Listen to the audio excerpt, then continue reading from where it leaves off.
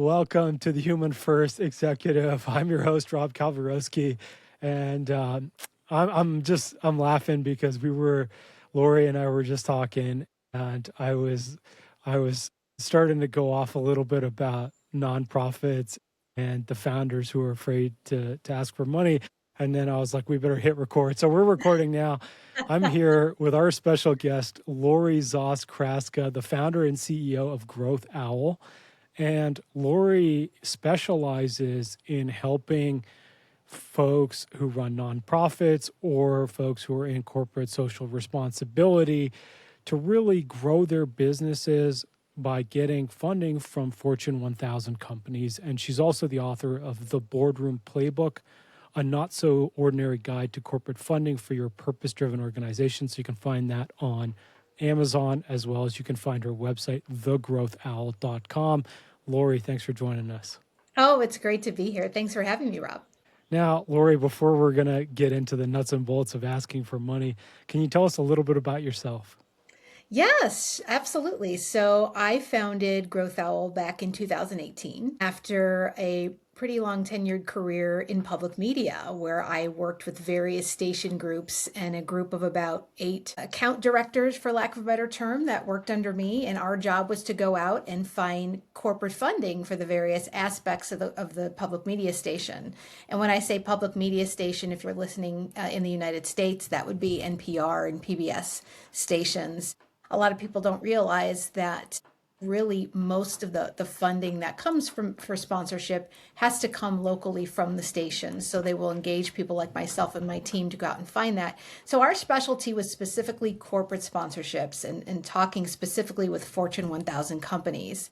And there are all different types of sponsorship, in that ecosystem, from funding productions to, funding the actual show, having a production credit, kind of like radio or television advertising, you see or hear a spot, right? It's a little different on public. Anyways, I realized after being in public media for about 10 years, it would be great if I could take my knowledge and honestly my love of working within the corporate system, but not working for it, working within it and being able to help other types of purpose-driven organizations, as well as founders, creators, and for-profits that have kind of a social consciousness to it. How do you speak successfully to corporations, especially their decision makers? To me, a decision maker is like a senior vice president and higher. How do you get their attention in a world that is just sucking their attention? I mean, there are so many people trying to get to them, right? So I knew early on I had a talent for this. I knew that I was really good at kind of reading through the lines of corporate language and taking folks that are very purpose driven and helping them with that narrative. So we do everything from actually representing them up into the point of getting them a meeting or doing the training to help them find the words, the right narratives, even sometimes the right marketing message in order to get the attention of corporations. And for the nonprofits and associations that I work with, I also do a lot of board training, because sometimes it's how do we get the board invested in wanting to help support this work as well. But one-on-one, I do a lot of training and coaching with executive directors and executive presidents who might have some issues maybe asking for money or just not sure how to do it. So I actually absolutely love my work, and I have clients all over the continental United States and a few in Canada. I have some in London as well. And it's just a lot of fun. It's very rewarding to be able to do this. I'm physically located in Cleveland, Ohio, and I have 2 dogs. I am a dog mom, and do a fair amount of travel to either represent my clients or see my clients. So that's a little about me. Oh, and then I am an author, as you said. I wrote both the business book you mentioned, and this year I wrote my first fiction book called Under Caution, which is a suspense romance, also available on Amazon. Amazing. Now let's get into the nuts and All bolts, right. Lori. It was just coincidental. I connected with a nonprofit founder yesterday, I believe, on LinkedIn, Yeah. and he mentioned this morning that one of the things that scares him, but something that he's leaning into this year, is asking for money. Yeah. And I see this a lot from folks in that space or even like companies that I work with early on when they're not necessarily asking for like donations, but they're asking for investment, Sure. right? Yeah. Like, where do you work with folks? Like, how should they go about asking for money? First I like to start with what is your background? So there are a lot of exceptional leaders of organizations that have a very strong operations background or an accounting background, finance background, what have you. So they're great with the nuts and bolts of working with the money, but maybe they've never been in a position to ask for money, right? Or maybe you have a maybe you came from sales or you came from marketing and you actually have a fairly good knowledge of doing the ask, but maybe you're just not getting the dollars. So it's usually one of those camps. And, I probably work more with leaders that have never had the experience and they're not sure how to do it and they're uncomfortable doing it. So, I think I mentioned I do my own LinkedIn Live every month. I had on a guest. Her name is Pat Schultz, and she also does a lot of work in the area of kind of reprogramming your mind in order to get what you need, right? And she had talked about how the more you do it, it's kind of like muscle memory. So the more that you do get into the act of asking for money, it's almost like your brain is creating little seeds to plant that grow that get you better doing it each time. To me, that's kind of like muscle memory. If well, I know, Rob, you were an athlete. Maybe you still are an athlete, right? The more you practice, it's like your muscles just evolve and they just know what to do. I find asking for money is the same thing. If we can just get over the fear, I think the fear of it is much worse than actually doing it. Because really, there's one of three scenarios that will happen, right? Yes, no, or I'm not sure, right? And if you think about it in life, how many times do you go into a scenario and you're guaranteed one of three options, right? So that not a lot. There's usually a lot more options. So I think that's also something to think about. I think the fear of it is a lot worse than actually doing it. But I also understand leaders that are standing at the cliff ready to make the ask and they're just feeling really rough about it. So that's kind of how the first way we go about it is, first of all, identifying what your background is and then kind of taking you from there. But really the core of it is really the belief in muscle memory. You just have to exercise it and do it and practice it. I love before big meetings. I'm sure that are people that are driving down the street or the highway that see me talking to myself in the car. I practice in the car. I practice in my office. I've just always been that way, just to kind of get the rust off, practice it off. So even if you're somebody that doesn't want to kind of rehearse or practice with other people, fine. Practice with yourself. You don't even have to look in a mirror. Just get those words out and it's definitely going to help. Yeah, I'm a huge advocate for practice. The other thing I just want to mention for folks, I do this a lot with folks who are going into keynote speaking or public Yeah, speaking and I do this with meetings, of course, as well, but is like a pre-game ritual. And nice. so, like, this is very much like athletics. It's like, you always did warm up, right? And so, typically, what I recommend with folks is, especially if you used to be an athlete, is Mhm. pick something physical that you used to do as warm up and do it again. Ah, And then there's like, I do some breathing or some like exercises to really just warm up, you know, your vocals and like your body language. But like the physical thing lets out some of the excess energy. hmm, And then it's just like tuning into your mind and making sure you're good to go there. But of yeah, course, it doesn't work if you don't know what you're going to say. that's right. So the That's right. preparation piece is important too. That's right. That's right. Another component that's really interesting that I've explored with some clients, especially from the purpose driven client side, so those nonprofits and associations, social entrepreneurs, sometimes it goes back to some more inner work. And I know, Rob, this is completely your area. Do you feel that you're valued enough? Do you value yourself enough that you value your organization enough that you feel deserving of money? Now that gets a lot deeper, but that is work that we do because there's also times where I am working with a very polished, very buttoned up executive. I mean, on the outside, this person looks like the bomb, as they say, right? But when it gets to the ask, it's almost like their voice inflection change. They're not as loud as they are. They bring their voice down, and it's almost like they're afraid to ask. They start to go into a little bit of a sweat.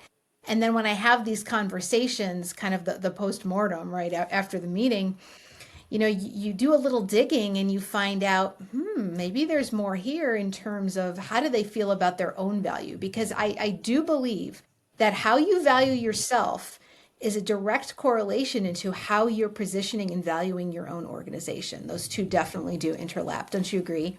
Yeah, this is, as you mentioned, my world, right? Yeah. And so if this is something you notice in yourself, like if you get to the ask, or even if you're trying to make a sale, right? Or like not even necessarily just asking for donations, but even make a sale. If you feel that hesitation or you feel that fear, obviously not in the moment, Right, right, right. but afterwards you can just pull up that memory. And even if you're just sitting there listening to the show now, is like pull up that memory and then just curiously ask into that fear what is trying to share with you. Yeah, And that's going to tell you whether, like, what is the actual thing that's going on. Is it a fear of rejection? Is it a fear of like not being good enough or not yeah, deserving or not being loved or whatever those things are? But that's the start to the journey, right? yeah, completely. Yeah, One advice I give a lot to folks, and this is like a more practical tool, but yeah, it's like before you go into the meeting, one is just take a deep breath and just say, I'm human, and yeah, acknowledge that, yeah, it's scary to ask for money. yeah, Lots of folks have this. You're not alone. The other thing is to just imagine that you have an agent like Lori. You could just imagine Lori, right? And be like, what would Lori say about my company or about me in order to ask for that money? yeah, And that can be very helpful. This also works in salary negotiations as well, yeah, but it can be very helpful to just imagine that you have somebody who's your biggest supporter who's asking for you instead of you asking for yourself. yeah. I love that. Oh, that's so good.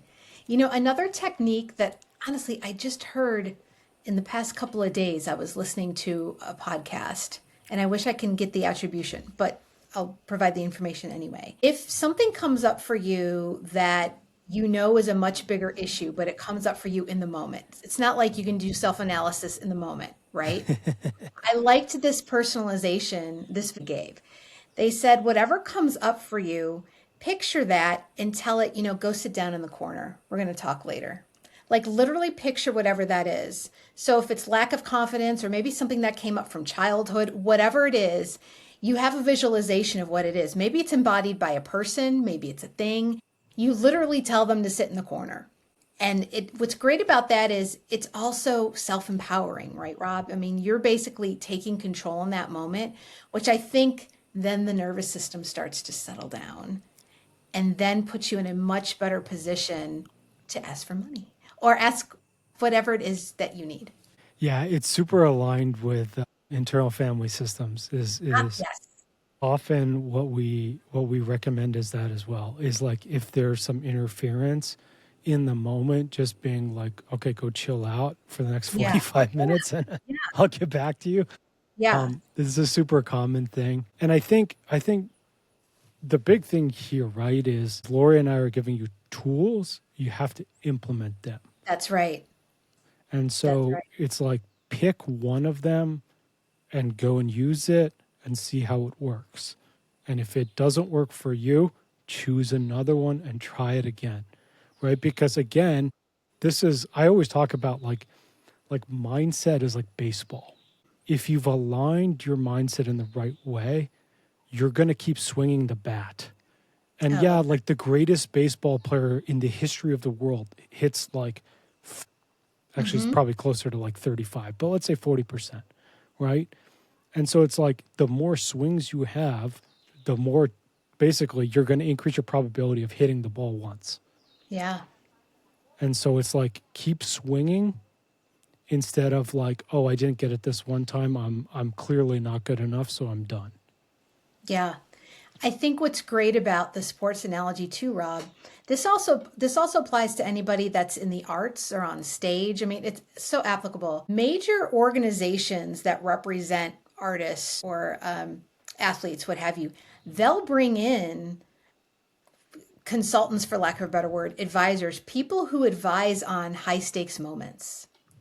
Because even though you're talking about, the best hitters in baseball, they still have to get all of that going in a high stake moment, the World Series, the playoffs, whatever it is, right? So you'll even see in spring training and training camps and what have you, they'll bring in these specialists to talk about how do you make sure you're utilizing all your tools effectively in high stakes moments. Now, the reason I say this is I want everyone that's listening to realize, look, everyone's human, just like you are. Even the most confident, best athletes in the world are looking for the best ways and new ways to hone their craft and to hone their skills. LeBron James is a great example, right? I mean, LeBron, even though at one point, arguably one of the best basketball players ever, right?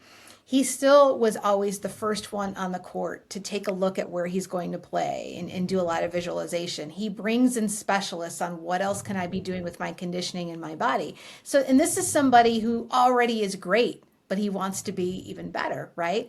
So I just think there's something we can learn from that it's okay to ask for help. Because I don't know about you, Rob. I mean, my personality, it's not the first thing I want to do. I like to take care of things on my own, but I've learned as I've gotten older that sometimes I definitely can utilize tools from other people that are specialists in these areas.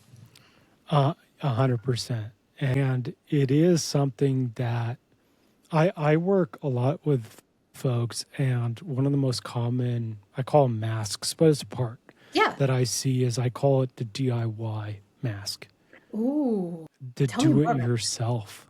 Yes. And this mask really is basically anyone who's ever achieved anything in their lives, Mm-hmm. Yeah.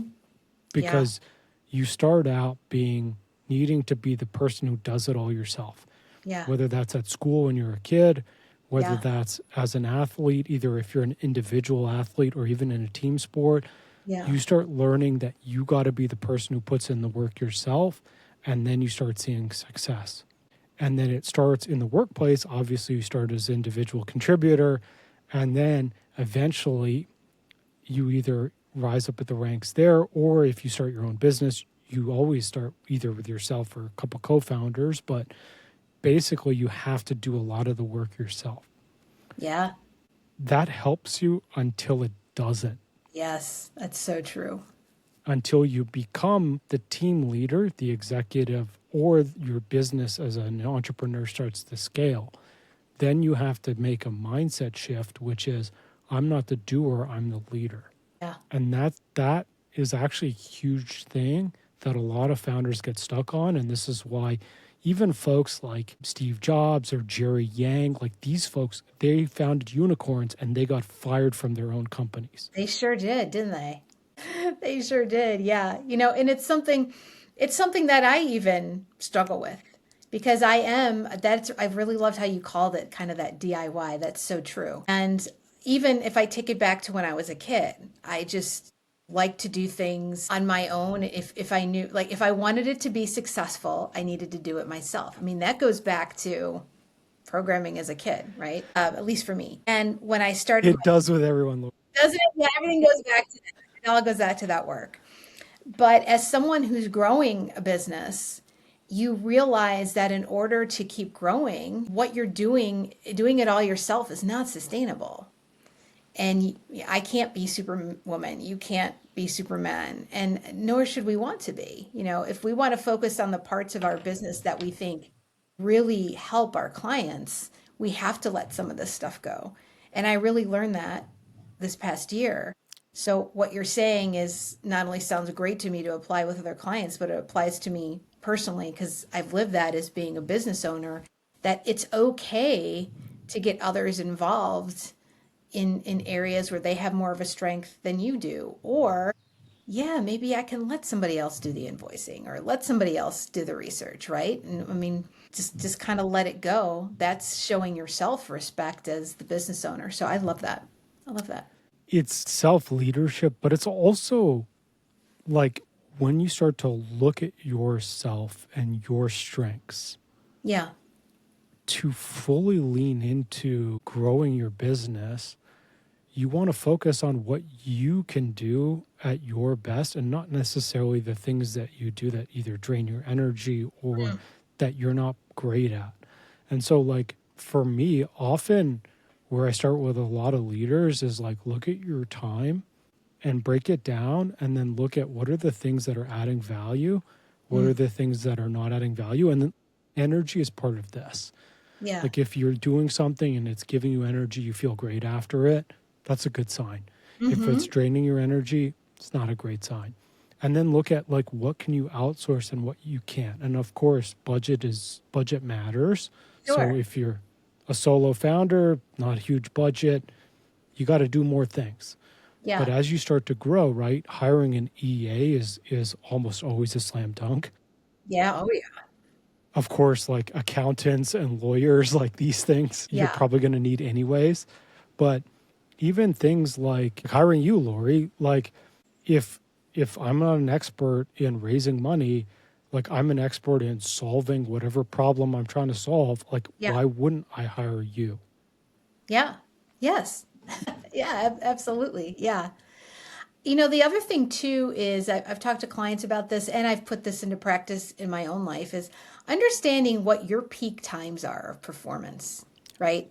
And it's way beyond I'm a morning person or I'm an evening person. It's beyond that.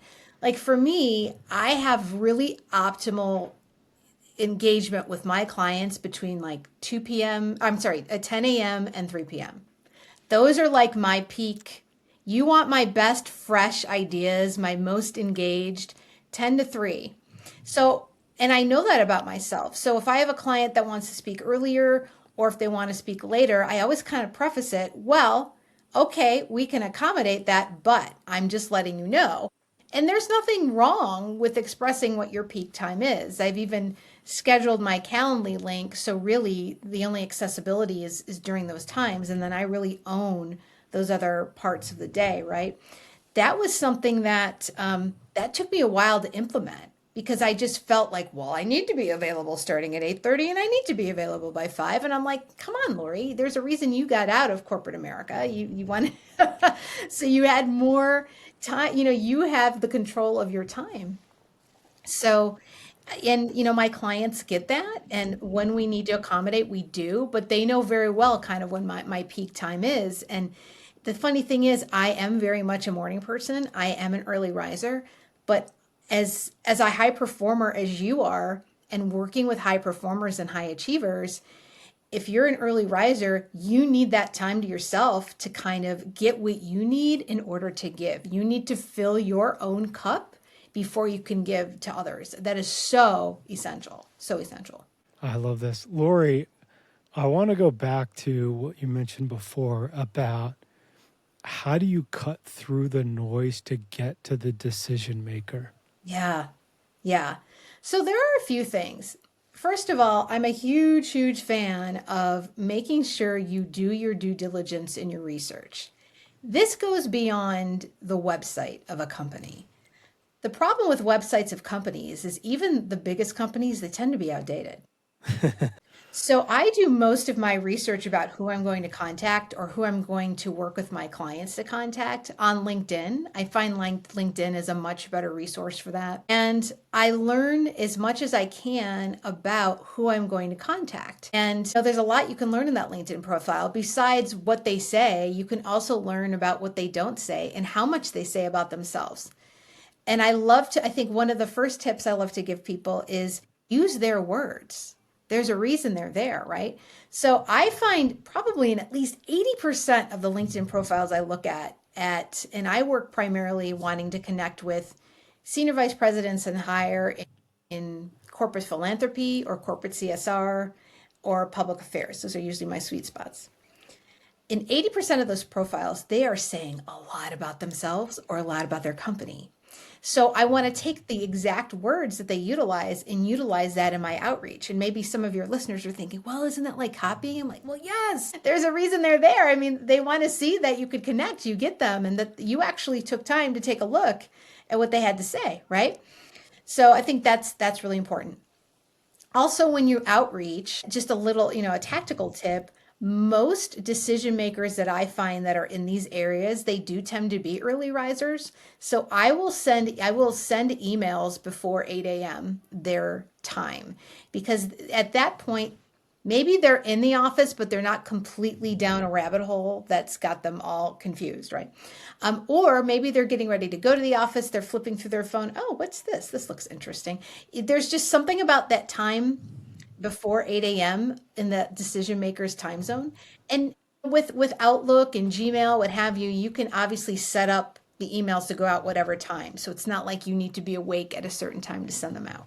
Because I do get questions about that. So I do I'm find that, standing here waiting. yeah, exactly. No, and people just, I think sometimes we get so bogged down into things, you don't realize the simple tasks that Outlook or Gmail can do, which is you can schedule whenever you want, right? So doing something before 8 a.m., the decision maker's time. And then the other key is keep your outgoing email message to 250 words or less. That is an experiment I've been working on, honestly, for years, just taking into consideration most emails read on mobile, or even if they're on a desktop, and sticking to kind of a formula of who you are, what is it you want, and what is the connection to their company. And that is the most important part of it. They want to see that you did the work to make the connection, right? And not just to connect to say, "Oh, Bob, I saw that you've had support with junior achievement." No, you need to go beyond that. You need to say, "Bob, I see that XYZ company supports junior achievements K through 3 financial stability program in XYZ county." The more specific you can get, the better you're going to get their attention. And then once you've done that, what is it you want next? Do you want an introductory Zoom call? Do you want a phone call? Are you in their geographic location that maybe you can meet them in person? So asking to schedule a 15-minute or 30-minute introductory call is the next best thing.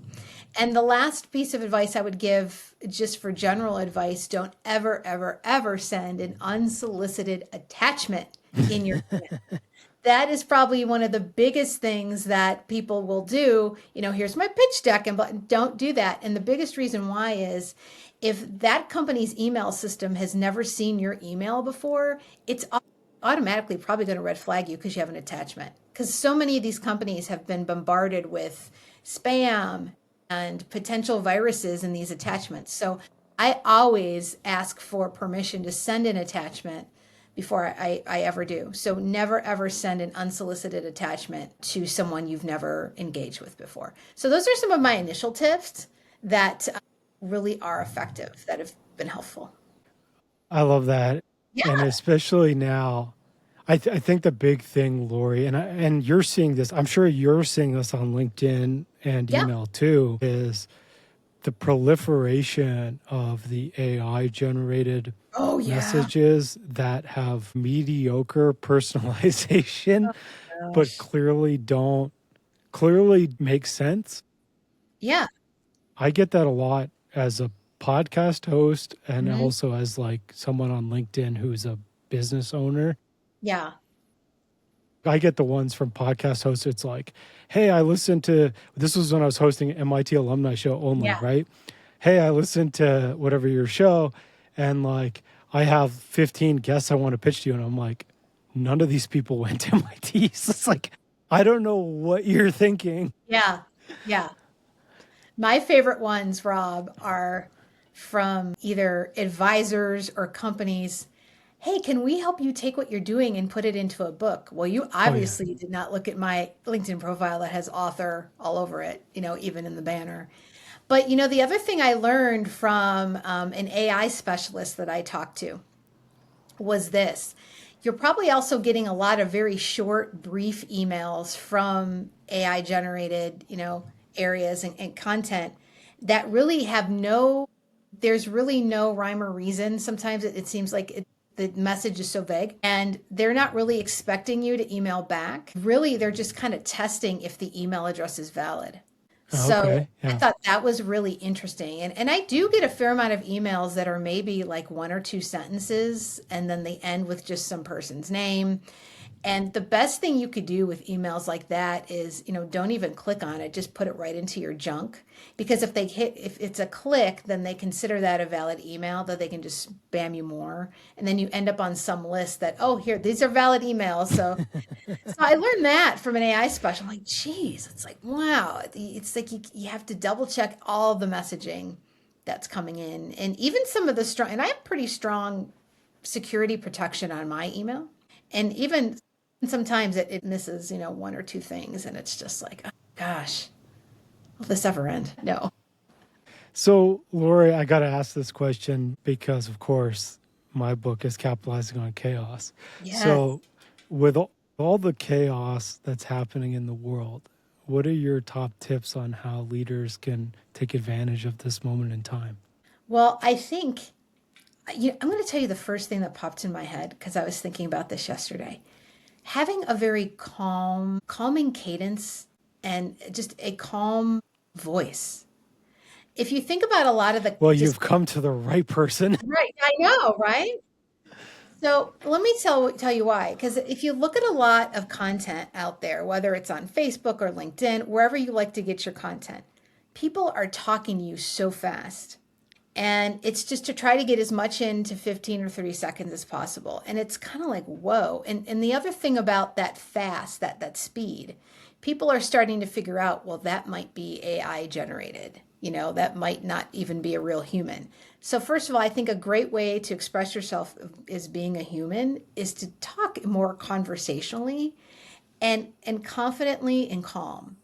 If it's one extreme or the other, I just think people are just not resonating with that.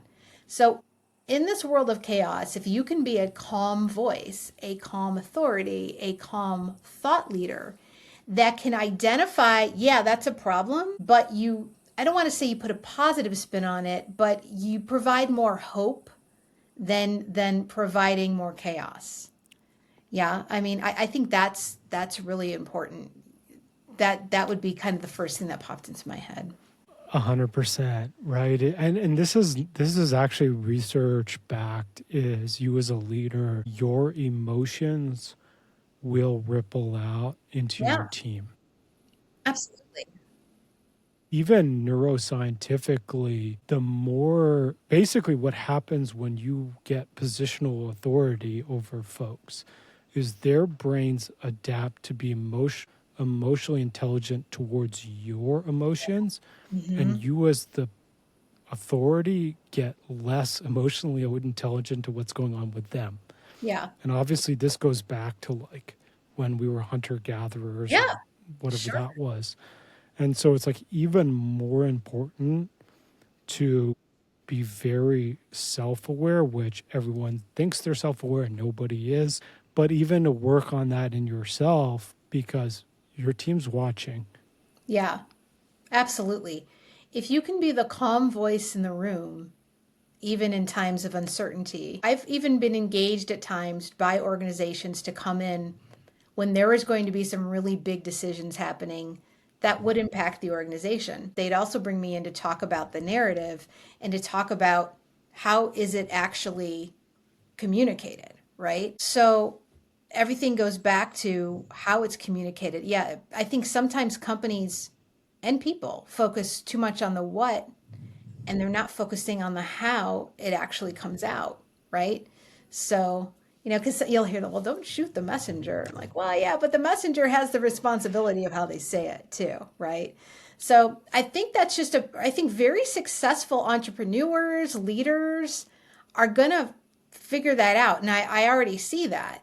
And I already think about how people engage me and Rob probably engage you. They'll say something like, wow, you're so positive, you're upbeat, but you're very calm. You make me feel calm. And I think there's something about leaders that can basically help their stakeholders or their employees, whomever, their community, ease their nervous systems. I think that is what success is going to be like for a long time. I didn't realize this when going into coaching, but the other thing I get a lot is I've never slept better, which is a great compliment, but That something is, I never expected to hear. She mentioned that the thing that is creating a lot of the nervousness and the uncertainty that we feel is never before in our lives have we experienced systemic uncertainty and systemic change. mm, We've seen it in relationships, we've seen it yeah, with technology, with the internet, we've seen it with governments, and the economies and technology are really going through it. And we're seeing the cracks in the systems. yes, And yes. that's where folks are feeling it. And that's where really learning how to lead yourself and find calmness inside is the only way that you're going to succeed in the long term.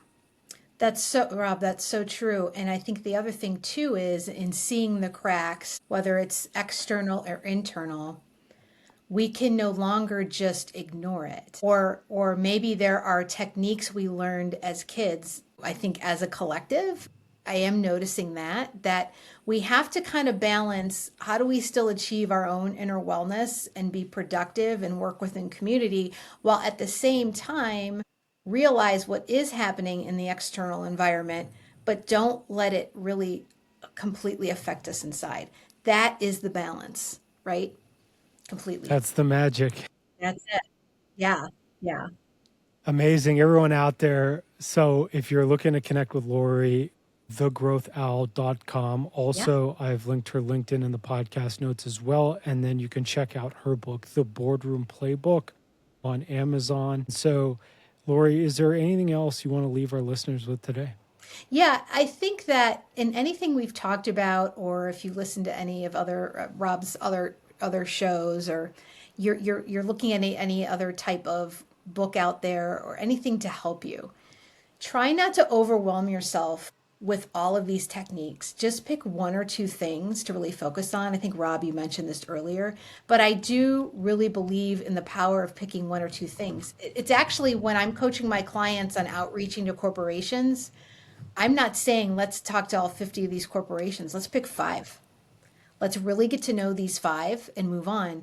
And what I find is that your success rate, if you just focus on one or two key things that really resonate with you, the success rate is going to sky high. So you're going to see results sooner and you're going to have the confidence to want to do other types of techniques as well. Amazing. Everyone out there, thank you so much for listening. Lori, thanks for joining us today and sharing your wisdom with us. Oh, you're welcome. Glad to be here. And we'll see you all next week.